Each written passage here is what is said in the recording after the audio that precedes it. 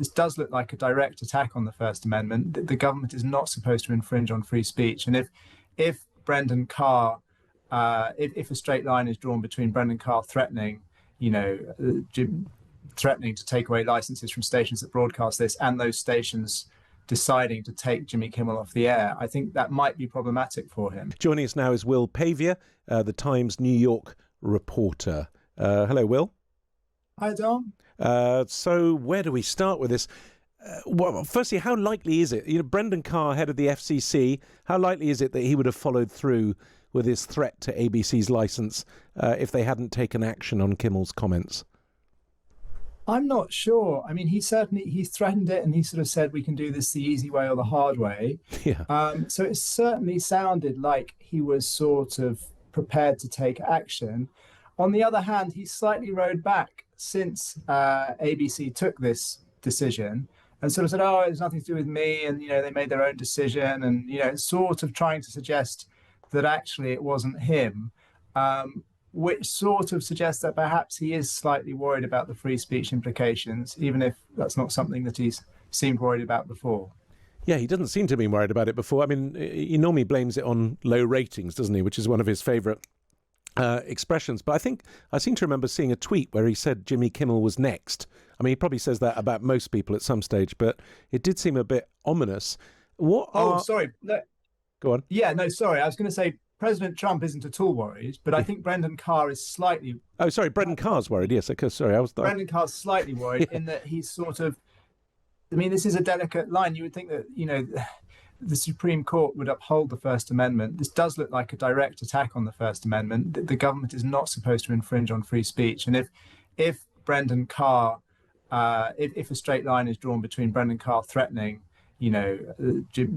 threatening to take away licenses from stations that broadcast this, and those stations deciding to take Jimmy Kimmel off the air, I think that might be problematic for him. So I would guess that he's trying to sort of slightly shade the issue a little bit. Has Jimmy Kimmel been taken off permanently or for the foreseeable future, or do we know? Well, they said indefinitely. There are some people who are suggesting, well, maybe it'll be till Monday, or, and there have been sort of stirrings in the past that Jimmy Kimmel only wanted to do this for so long, he didn't want another contract, and I spoke to somebody, sort of media professor, who was sort of predicting that predicting last month that Jimmy Kimmel wouldn't last for more than a couple more years.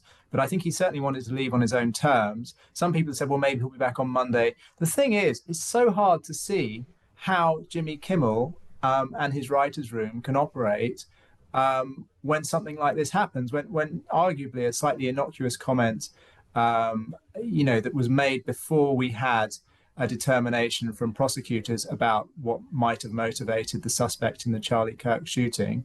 Jimmy Kimmel suggested that actually the shooter was Maga. This is what's got him into all this trouble.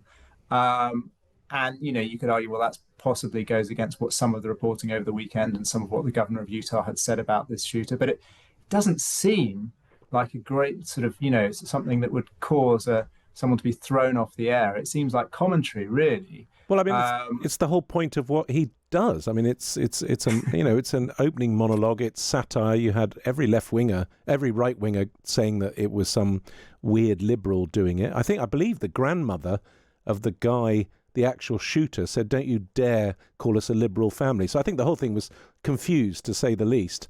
But it's worrying times, isn't it? If you're a late night chat show host or anyone doing satire in America at the moment, I mean, what's the potential future? Are they all going to go off mainstream platforms and end up on YouTube and do a Piers Morgan?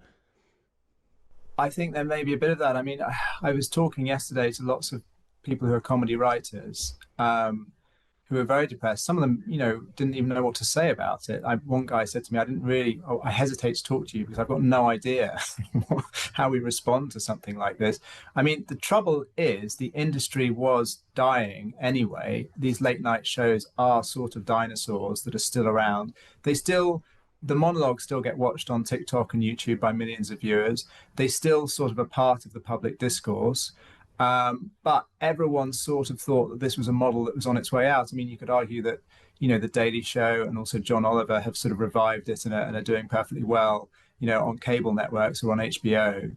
But the days of a sort of millions of people tuning in to a big broadcasting network that gives you a sort of satirical take on the day's news seem to be drawing to a close.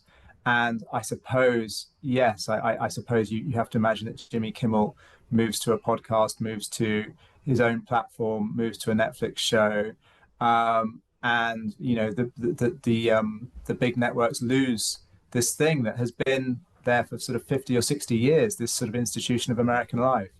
I mean, how much of an outcry was there, and how much of it was manufactured? I mean, just an example here. I'm getting some slightly. I mean, I don't understand this message at all. But someone called Bob. No Democrats should be screaming deplorable after hearing the comedian's sick jokes around the death, which was not the case. Left-wing comedians cannot be sacked now, no matter how poorly they might drag their station's ratings down. Sorry, Bob, no idea what you're talking about there. But how much of this is manufactured by Maga or by the Trump administration, and how much of it is genuinely people getting upset by what they heard? Well, I mean, there is certainly a lot of sensitivity around Charlie Kirk. And, you know, the allegation. So Brendan Carr went on Benny Johnson's podcast, Benny Johnson being a right-wing sort of MAGA movement guy. There was a slightly extraordinary moment halfway through the podcast when Benny Johnson said to Brendan Carr, the chairman of the FCC, you know, you and I know, you know, Charlie Kirk held these amazing events that bypassed the mainstream media, and you and I have both been present at those events. So, which is quite an unusual thing for the chairman of this sort of government regulator that's supposed to uphold standards and, you know, be completely neutral to say. But certainly people on the right have been very, you know, understandably upset and angry about the killing of Charlie Kirk, and have been using it to sort of exact what a lot of people compare to the sort of similar kind of purges of cancel culture that the left sort of exacted sort of four or 5 years ago, and sort of doing the same thing, chasing down anyone who comments or celebrates the death of Charlie Kirk on social media.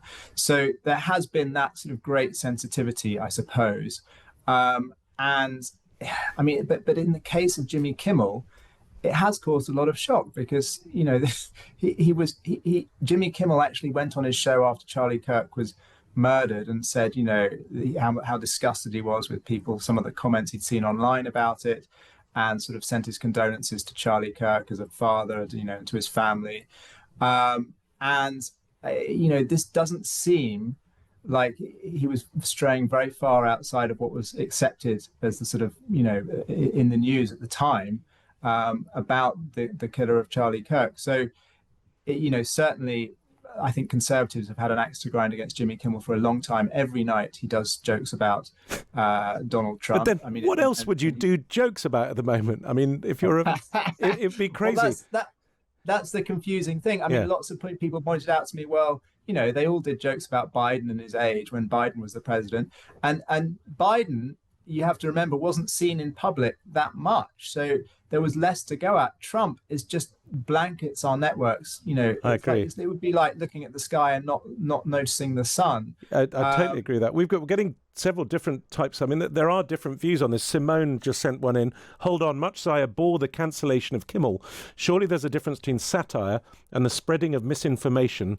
while an investigation is still underway. Wouldn't we normally call the latter irresponsible or even inflammatory? Well, yes, but I think both sides are doing it. There was a Fox, Adrian here. Funny how the Fox News presenter can say that homeless people should be voluntarily euthanized and nothing happens. He apologized, I think, for that. But I suppose the question is satire dead? I mean, is it possible in these polarized times, which is when satire should be at its height? Yes. I think that's true. I mean, this is an American tradition. This is something that, you know, we have always had in this country.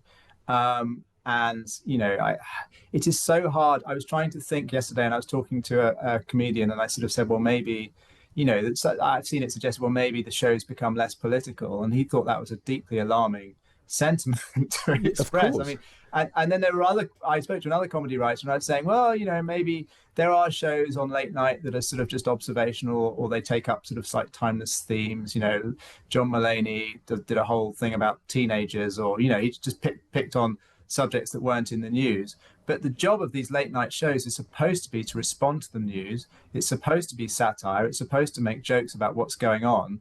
And I mean, I think one writer sort of said to me, I don't think, he said, even if we did gentle observational stuff, the whole atmosphere in America now is so charged that even that would be taken by one side, sort of somehow supporting them or not supporting them. So it's a very, very hard environment in which, you would think it's both target rich, but also there's this sort of chilling effect that is spreading from these cancellations and from comedians being cut off from their audiences. I agree. I mean, there's no winning on this. I suppose one of the things Trump was saying that, 97% or whatever, I don't know, one of his weird statistics of people on television were against him, whereas everyone voted for him. I suppose it comes down to that old thing. I mean, do you have as many right-wing comics? Do you do left-wing? I mean, is there a sort of markedly right-wing late-night talk show host that we could point to?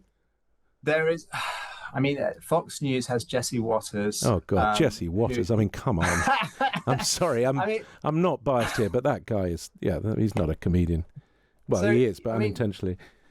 Well, so it's interesting. I was talking to like a chap yesterday, David Jaberbaum, who's like an Emmy award-winning writer. He's written for all of he wrote a long time for the Daily Show, and he wrote also for James Corden. And he was his contention was that comedy has always been slightly left because it's always about changing things. It's always about reform. Yeah. He sort of said, Aristophanes, we don't remember him because he thought we should keep the status quo. And he sort of talked quite interestingly about, he was in the writer's room during the Obama years.